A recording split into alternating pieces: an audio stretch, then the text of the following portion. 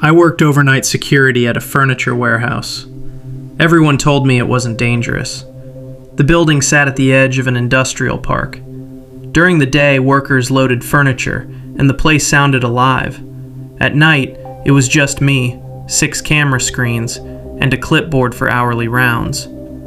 On my first night, the manager pointed to the back loading bay and said, "If the alarm goes off back there, don't play hero. Call police." For 3 weeks, nothing happened. The only part I hated was the upstairs showroom. It held couches, fake bedroom sets, mirrors, lamps. At 3 in the morning, with half the lights off, it felt like walking through someone else's house after everyone inside had died. On my 4th Friday night, camera 12 went black. Back loading bay. I waited for it to flicker back. It didn't. Camera 11 still showed the hallway. Nothing moved. I called my supervisor. No answer. So I logged it, grabbed my flashlight, and went to check. The loading bay smelled like cardboard and dust. The doors were locked. No alarm had triggered. Camera 12 was mounted high above the dock. Its cable had been cut. Cleanly. Not chewed, not pulled loose. Cut. I backed away and called police. The dispatcher asked if I could see anyone. I said no. Then something moved on camera 11. I watched the feed on my phone. At first, it looked like a shadow near the shelves. Then a man stepped into view. He was inside the building. He wasn't wearing a mask. That made it worse. Just a regular-looking man in dark pants and a gray hoodie, walking calmly like he belonged there. The dispatcher told me to get somewhere safe. The problem was I was in the back hallway, between him and the only office with a locking door. So I ducked into the upstairs stairwell. I pushed into the showroom. Only a few display lights were on, enough to see a couch, a dresser, and rows of fake beds. I crouched behind a tall wardrobe with the phone pressed to my ear. The dispatcher asked if I was safe. I whispered, "I don't know." Below me, the stairwell door opened. Footsteps started up, slow, not searching in a hurry, just walking, like he already knew where I had gone. I turned my flashlight off and slid farther behind the wardrobe. The showroom door opened.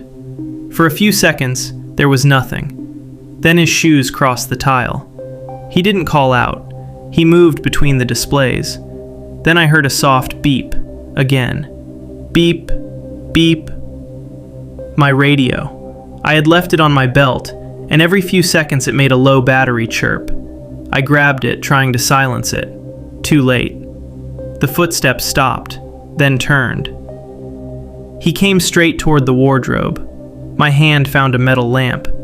When he rounded the corner, I swung it with everything I had. The lamp hit his shoulder. He shouted and slammed into the wardrobe. I ran. I didn't run for the stairs. That's where he had come from. I ran deeper into the showroom, knocking chairs behind me.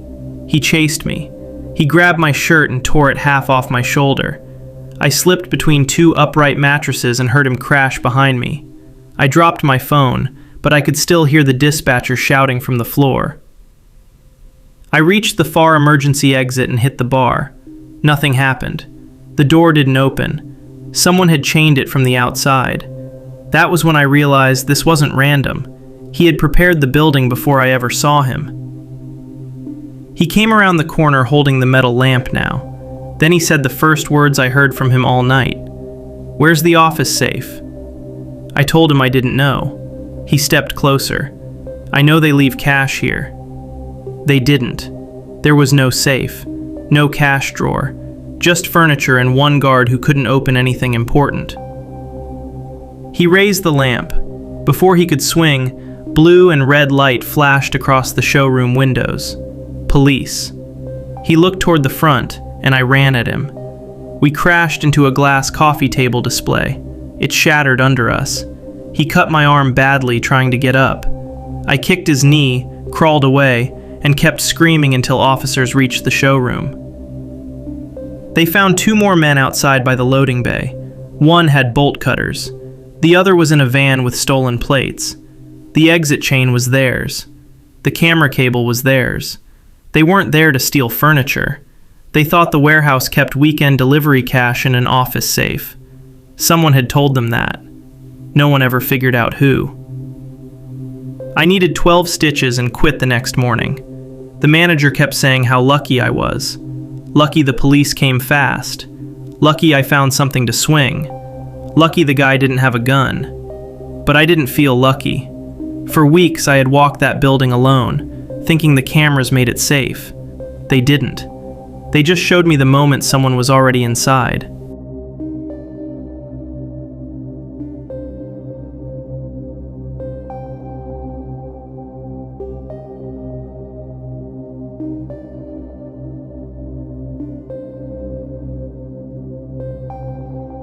I worked overnight security at a private hospital.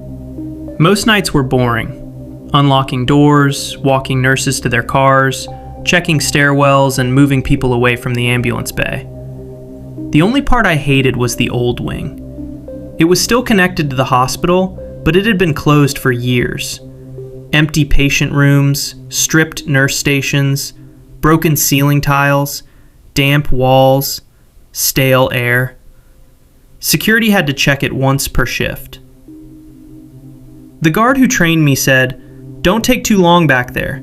If someone's hiding in there, you won't see them until they want you to." One night, around 2:40, a nurse called the security desk. She said she could see a light moving through the old wing windows across the courtyard. I checked the cameras. Most didn't work anymore. One showed the entrance hallway, empty. Another showed a stairwell landing, empty. I told her maintenance sometimes came through late. She said, "Not with a phone flashlight." My second guard had called in sick, so it was just me and the ER officer. I radioed him and said I was checking the old wing. He asked if I wanted backup. I told him no. That was stupid. The entrance was behind 2 double doors near radiology. I typed in the code and stepped inside. Dust, mold, old plastic. Only every third hallway light worked. The rest flickered or stayed dark. I called out, "Security!" No answer. I checked the first rooms. Empty. Old bed frames, cracked chairs. Then, at the far end of the hall, I saw a light move across the floor. Not mine. Someone else's. I called out again. The light disappeared. Then a door closed, quietly. I radioed the ER guard and told him someone was definitely inside. He said he was coming. I should have backed out and waited. Instead, I kept moving, telling myself it was a patient, a homeless person, or maintenance staff who forgot to sign in. I reached the room where I heard the door. The number had been scraped off, but the outline was still on the wall. I pushed it open. The room looked empty except for a bed frame, a chair, and old hospital curtains piled in the corner. Then my flashlight caught a clean backpack on the floor. Inside were medical tape, packaged syringes, scissors, and a blank patient wristband. That was when I heard breathing. Not from the hall, from behind the curtains. The pile shifted. A man crawled out on his hands and knees. He wore blue scrubs, but he had dirty work boots, no ID badge, no hospital logo, and dried blood on one sleeve. He stood slowly and said, "I'm supposed to be here." I told him to stay where he was. He smiled just enough to make me feel cold. Then he said, "So are you." I reached for my radio. He rushed me. We slammed into the wall, and my radio skidded under the bed frame. He grabbed my flashlight hand and twisted it behind my back. He was stronger than me. I kneed him twice, pulled free, and ran. I reached the double doors and pushed. They didn't open. Then I looked down. A mop handle had been shoved through the pull bars from the other side. Someone had blocked the exit. I turned around. He was halfway down the hall, walking toward me. Not running, walking.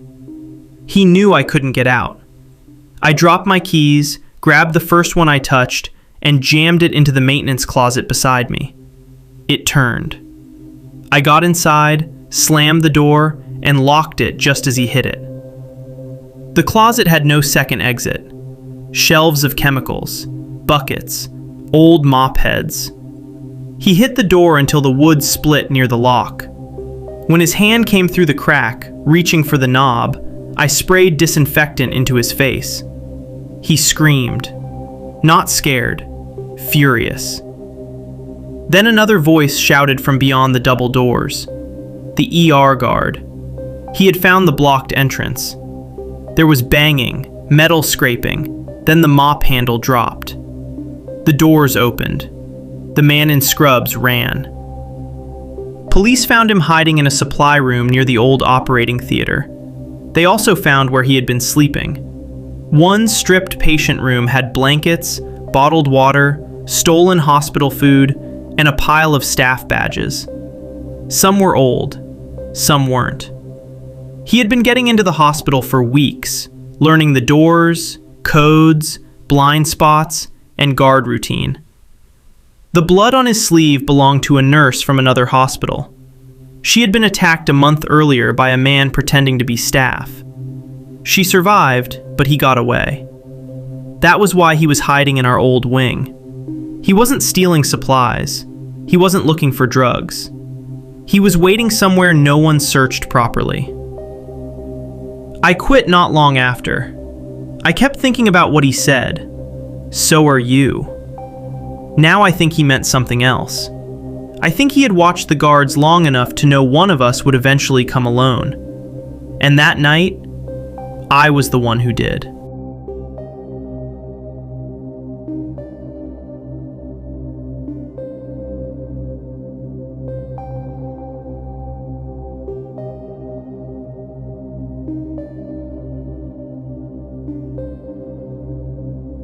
I worked security at a gated construction site downtown. It was supposed to become a luxury apartment building, but at the time it was just concrete floors, temporary lights, exposed rebar, and plastic sheets flapping in the wind. My job was simple. Sit in the trailer from 8 p.m. to 6 a.m., check the cameras, walk the perimeter every hour, and make sure nobody came in to steal tools or copper. The site had been hit twice before I started. Both times, the thieves cut through the fence near the alley and loaded equipment into a van. So my supervisor told me, if you see anyone, don't chase them. Call it in. That sounded easy enough. For the first month, nothing happened. The only thing I hated was the unfinished parking garage under the building. 3 levels of concrete underground, no natural light, no cameras on the lowest level because the wiring hadn't been finished. During rounds, I had to walk down there with a flashlight and scan each corner. Every sound echoed. Your own footsteps came back to you from 3 directions. One Wednesday night, around 1:15, the motion light near the alley came on. I saw it through camera 4. At first, I thought it was a stray cat. Then the fence moved. Not much, just enough for me to sit forward. Someone had cut the chain links and pulled them open from the bottom. I picked up the radio and called dispatch. Then I called my supervisor. No answer. On the camera, a man crawled under the fence, then another, both wearing dark hoodies and gloves. They didn't run toward the tool storage containers. They didn't head for the office trailer. They went straight toward the building entrance. That bothered me. People stealing tools don't usually go deeper into the site first. They grab what they came for and leave. These two walked like they already knew where they were going. I called police and told them there were intruders on the property. The dispatcher asked if I was safe. I said yes, because I was inside the trailer with the door locked. Then the trailer lights went out. Not the whole site, just the trailer. The monitors died. The little heater under the desk clicked off. Everything went black except my phone screen. I stayed still for a few seconds, listening. Then I heard the trailer steps creak. Someone was outside. I held my breath and watched the bottom of the door. A shadow passed across the crack. Then the handle moved, slowly. It didn't open because I had locked it. The handle moved again, harder this time. Then a man whispered, "Open up." I didn't answer. He knocked once. Not loud, just one soft knock. Then he said my name. That was when I felt my stomach drop. "Darren, open the door." I had never seen either of those men before. My name wasn't posted outside. It wasn't on my uniform. The only people who should have known it were the security company and the site managers. I backed away from the door and dialed 911 again, because the first call had disconnected when the power cut. The man outside said, "We're not here for you." His voice was calm, almost bored. "We just need the keys." I didn't speak. He kicked the door hard enough to rattle the whole trailer. Then again. The third kick cracked the frame. I ran to the back window, shoved it open, and climbed out. The fall wasn't far, but I landed badly and twisted my ankle. I heard the trailer door burst open behind me. I limped toward the building because it was the only place with cover. That was another stupid decision, but panic doesn't give you clean options. I got inside through the temporary plywood entrance and went down the first stairwell I saw, down to the parking garage. The upper garage lights were on, but dim, bare bulbs hanging from extension cords. I could hear voices above me. 2 men, maybe 3. One of them said, "He went down." I kept moving. My ankle was getting worse, and every step sent pain up my leg. I reached the second underground level and ducked behind a stack of drywall. From there, I could see the ramp leading down. A few seconds later, flashlight beams swept across the concrete. They weren't carrying tool bags. They weren't carrying bolt cutters. One of them had a gun. That was when I understood this wasn't about stealing construction equipment. They wanted access to something else, and they thought I had the keys. My phone had 1 bar. I texted 911 instead of calling. Security guard hiding in underground garage. Armed men on site. I sent the address. Then I turned the brightness all the way down and crawled farther behind the drywall. One of the men came down the ramp. He was close enough that I could see dust on his boots. He said, "Darren, you're making this stupid." Then he laughed and added, "We know you're alone." I almost answered. I wanted to tell them I didn't have whatever they wanted. But then I heard a different sound. A faint buzzing, coming from the far corner of the garage. At first I thought it was some electrical box. Then I realized it was a phone vibrating. Not mine, someone else's. The man with the gun heard it too. He turned toward the sound. "Answer it," he said. No one answered. He walked toward the far corner, and another flashlight came on from behind a concrete pillar. There was a 4th man already down there. He had been hiding before I even entered the garage. That meant they hadn't followed me underground. They had pushed me toward someone who was waiting. I crawled backward as quietly as I could. My hand found a piece of rebar on the floor.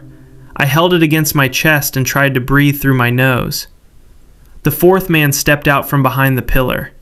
He was wearing a reflective vest and a hard hat, like construction staff. If I had seen him first, I might have trusted him. He said, "He's behind the drywall." I ran. Not well, not fast. Just enough to get moving before they reached me. I heard one of them shout, then a gunshot cracked through the garage. The sound was so loud underground that my ears rang instantly. Concrete chipped off the wall beside me. I dropped, crawled under a temporary barrier, and fell down the short ramp to the lowest level. It was almost completely dark down there. No cameras, no finished lights. Just my hands on concrete and my ankle screaming every time I moved. Above me, the men were arguing. Then I heard sirens. Distant at first, then close. The men heard them too. They ran back up the ramp. All except the one in the vest. He came down after me, slowly. I could hear him breathing. When he stepped over the barrier, I swung the rebar at his leg. It connected with his shin. He screamed and went down on top of me. We fought in the dark. I don't remember it clearly. I remember concrete scraping my face. I remember his hand around my throat. I remember hitting him again and again with the rebar until he let go. Police found us both on the lowest level. He was still conscious, but his leg was broken. The other 3 were caught near the alley fence. Later, detectives told me what they had been after. Not tools, not copper. There was an ATM company 2 buildings over, and their cash van used our construction site as a shortcut in the mornings because of road work. Someone had learned the route. They thought the site keys would let them control the gate and block the van inside before it reached the street. That was why they knew my name. Someone connected to the site had given them the shift roster. I quit that week. The company offered to move me to another post, but I was done. Because the scariest part wasn't the gunshot, or the garage, or even hearing my name through that trailer door. It was realizing they hadn't broken in hoping no one would be there. They broke in because they knew exactly who would be there. Me, alone, and holding keys they were willing to kill for.